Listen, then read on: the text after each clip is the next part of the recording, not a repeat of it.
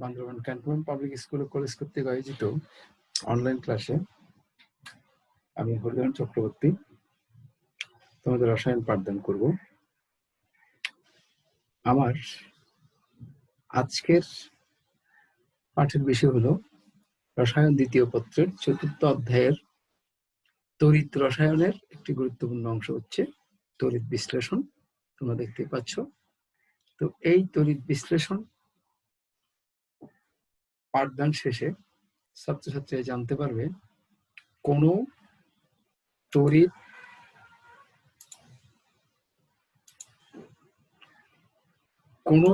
বিশ্লেষ্য দ্রবণের তড়িৎ বিশ্লেষণ কিভাবে করা হয়।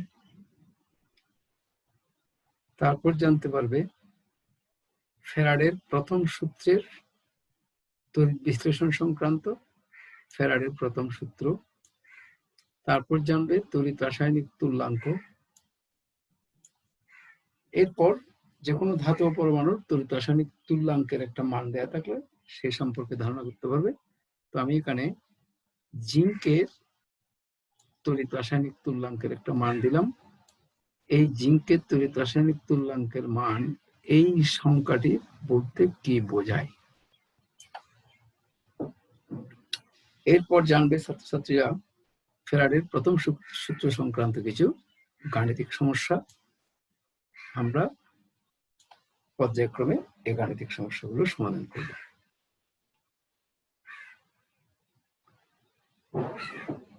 এরপর আমরা প্রথমেই সোডিয়াম ক্লোরাইডের তড়িৎ বিশ্লেষণ নিয়ে পাঠদান করব। সোডিয়াম ক্লোরাইডের তড়িৎ বিশ্লেষণে প্রথম যে জিনিসটা জানতে হবে, প্রথম হচ্ছে সোডিয়াম ক্লোরাইড একটি তড়িৎ বিশ্লেষ্য পদার্থ। এই সোডিয়াম ক্লোরাইডের জলীয় দ্রবণে, দেখো সোডিয়াম ক্লোরাইডের জলীয় দ্রবণে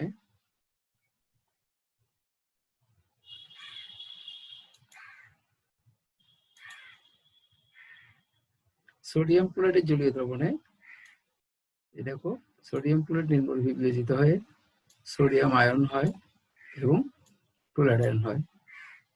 এবার এই বিগলিত সোডিয়াম ক্লোরাইডকে একটি কাঁচ অথবা প্লাস্টিকের পাত্র নিলাম, অর্থাৎ সোডিয়াম ক্লোরাইডের জলীয় দ্রবণকে একটা পাত্র নিলাম। এই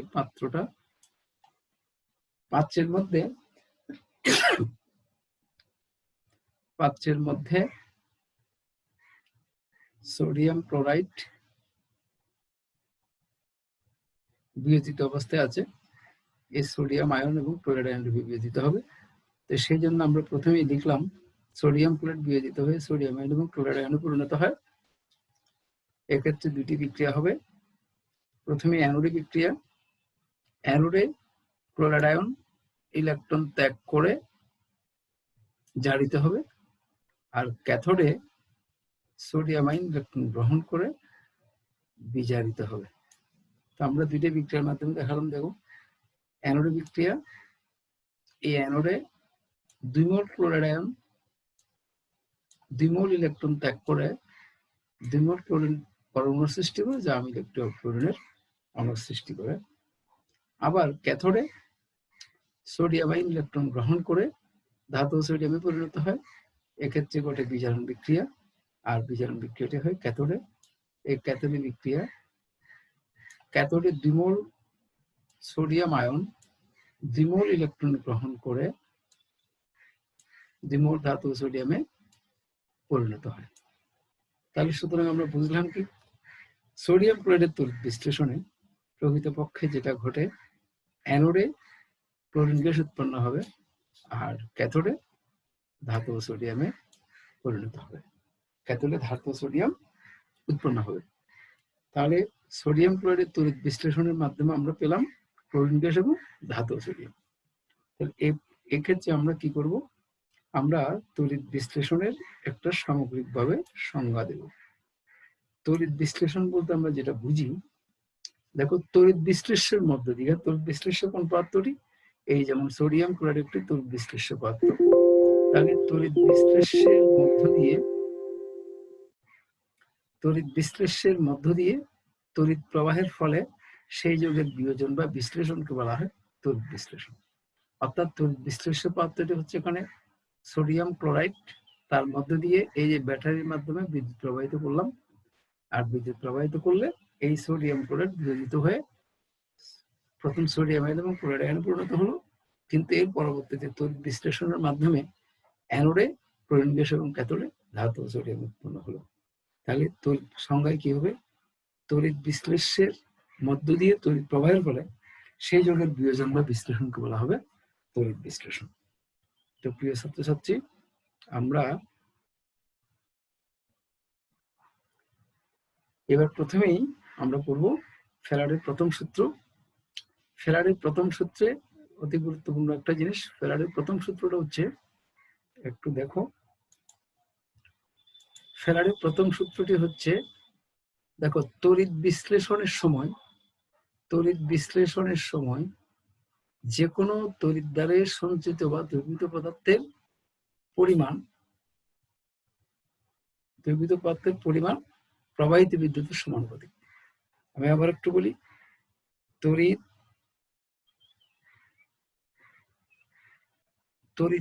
বিশ্লেষণের সময় যে কোনো তড়িৎদ্বারে সঞ্চিত বা দ্রবীভূত পদার্থের পরিমাণ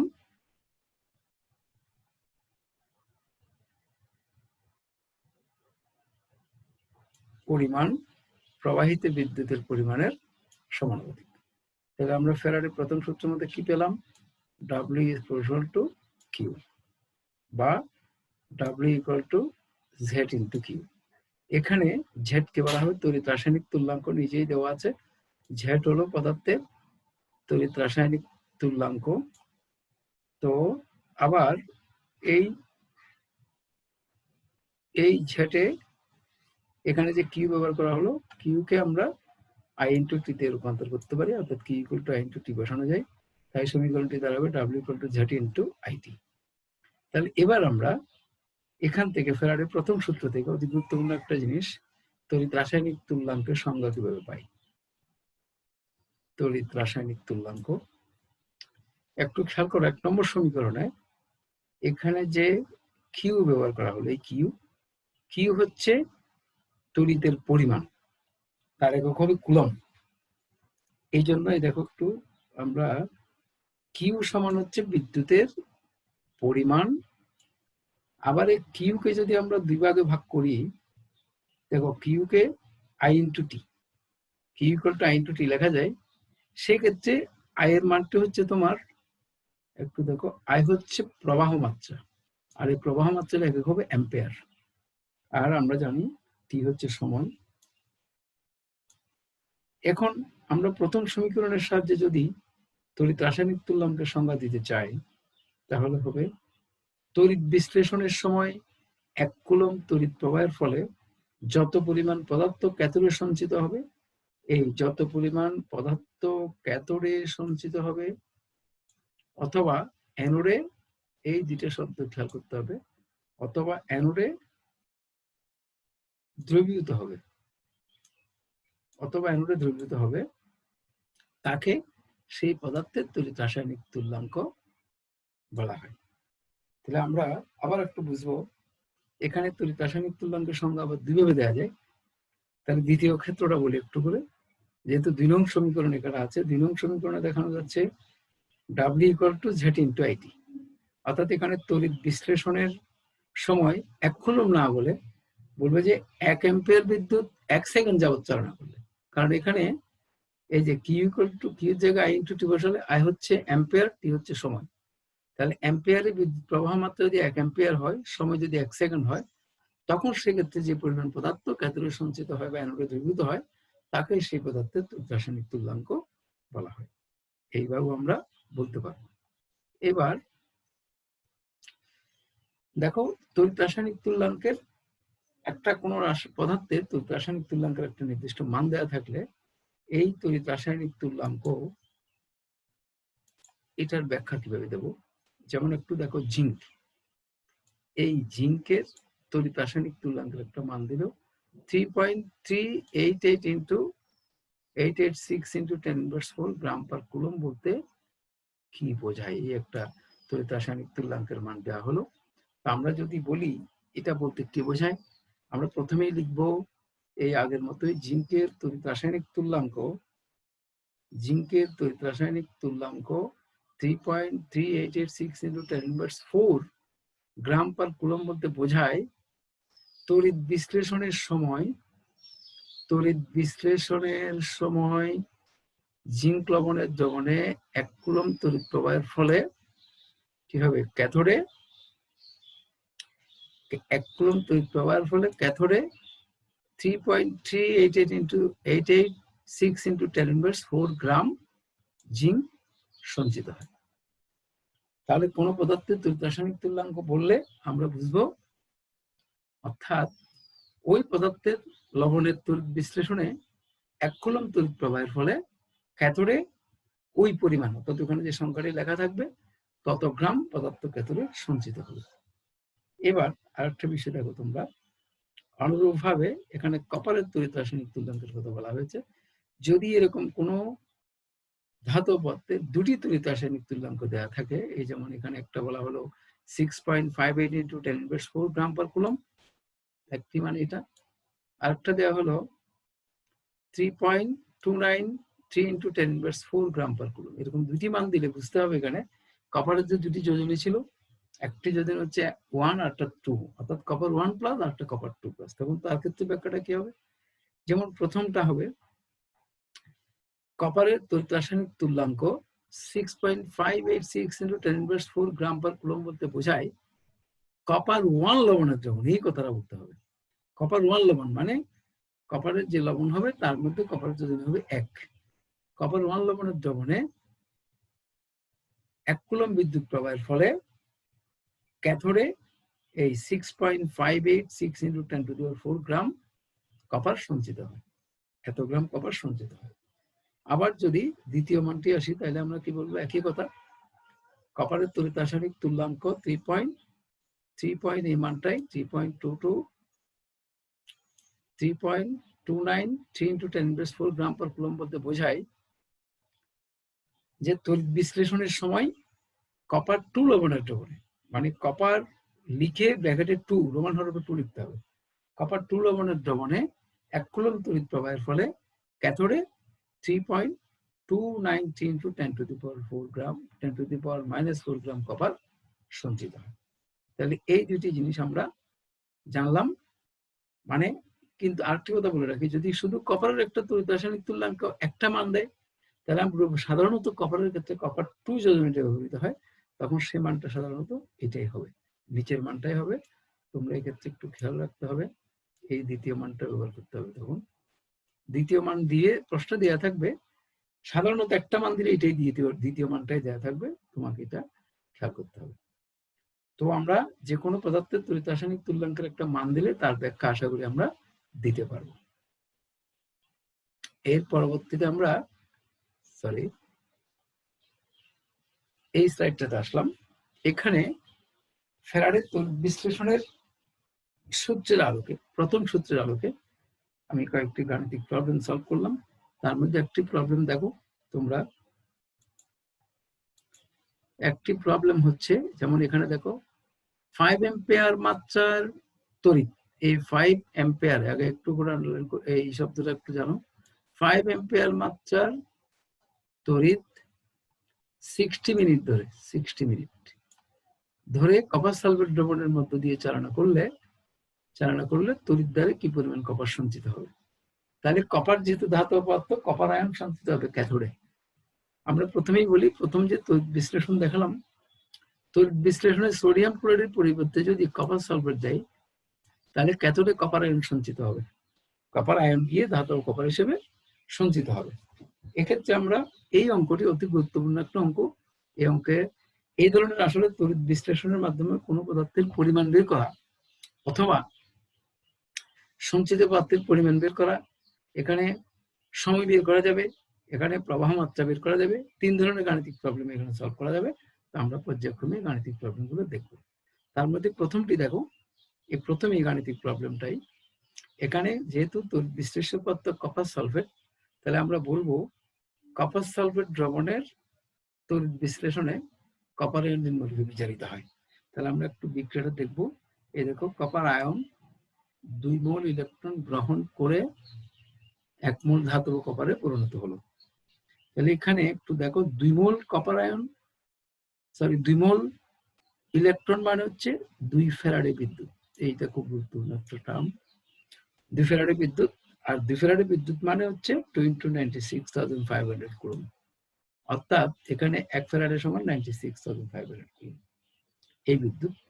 এখানে আমরা পাশে একটা কাজ করে রাখতে হবে, সেটি হচ্ছে এই বিদ্যুতের পরিমাণ আমরা কি বের করবো একটু দেখো তো, কি পরিমাণ কপার সঞ্চিত হবে। দেখো একটু দেখো, এই কি পরিমাণ কপার সঞ্চিত হবে।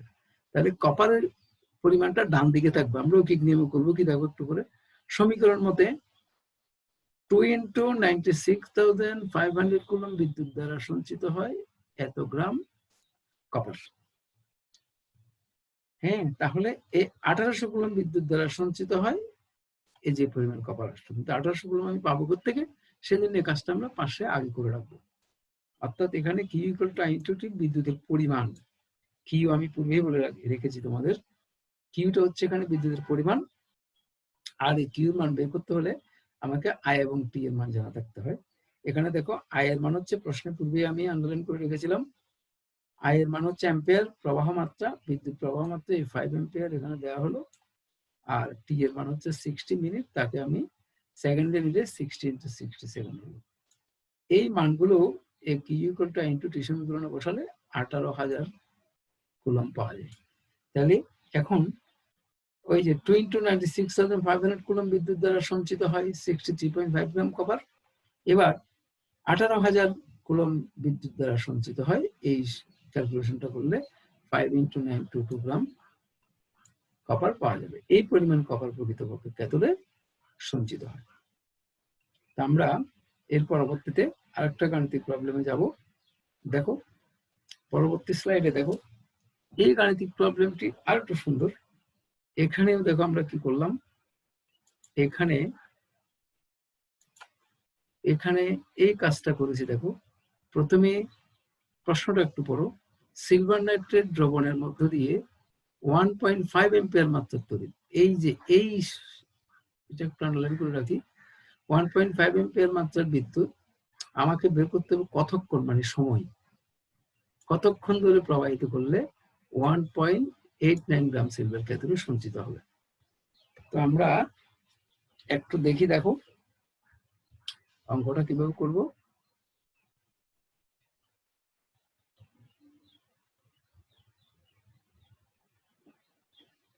এই প্রথমে আমরা সিলভার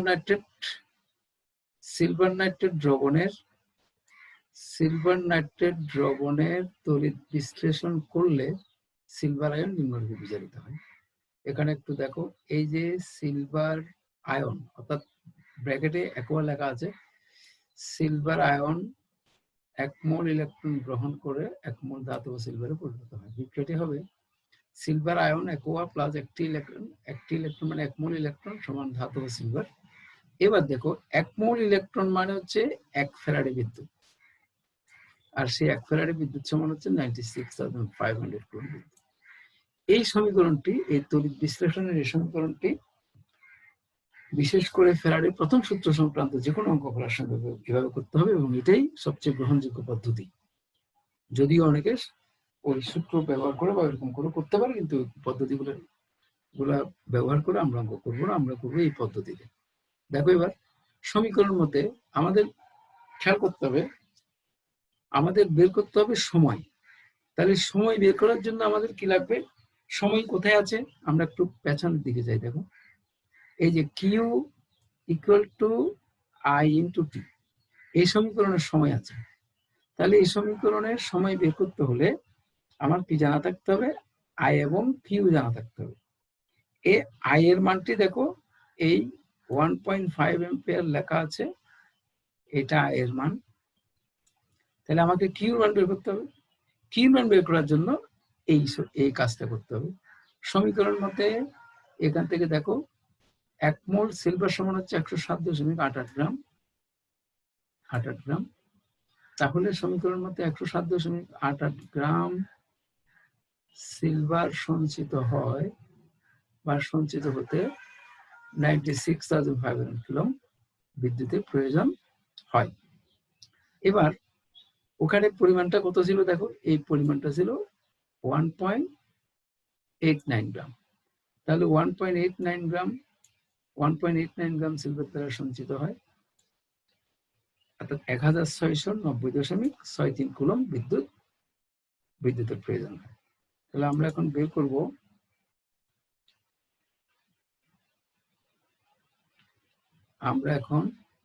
এই বিদ্যুতের পরিমাণ Q equal to I into T আগেই লিখেছি। এখানে কিউ সমান এই মানটা পেলাম 1690.63 কুলম্ব, আর আই সমান হচ্ছে 1.5 এম্পিয়ার। এখান থেকে টি বের করবো, টি এর মান বের করবো। তো এই মানগুলো বসালে এই সমীকরণের মধ্যে Q equal to I into T মান বসালে টি এর মান পাওয়া যাবে 1127.08। এই মানটা আমরা পাবো, তো এবার এই ক্যাথোডে মূলত যদি সিলভার নাইট্রেটের তড়িৎ বিশ্লেষণ করা হয়, ক্যাথোডে এই পরিমাণ পদার্থ পেতে হলে, মানে 1.89 গ্রাম পদার্থ পেতে হলে 1.5 এম্পিয়ার মাত্র বিদ্যুৎ প্রবাহিত করে কি পাওয়া যাবে, এই যে করতে সময় প্রয়োজন হবে এইটুকু 1127.08 সেকেন্ড সময়ের প্রয়োজন হবে। তো আমরা এই একটা আনসার পেলাম এখানে, এই অঙ্কটা এখানেই শেষ। তো এর পরবর্তীতে আমরা এই ধরনের আরো কিছু গাণিতিক প্রবলেম দেখব। তো আমরা আশা করছি আজকের ক্লাস এইখানেই শেষ করলাম। আমরা পরবর্তী ক্লাসে আবার এই ধরনের আর দু একটি গাণিতিক প্রবলেম সলভ করব। তো সবাইকে অশেষ ধন্যবাদ। এই বলে আমি তোমাদের ক্লাস এখানেই শেষ করলাম।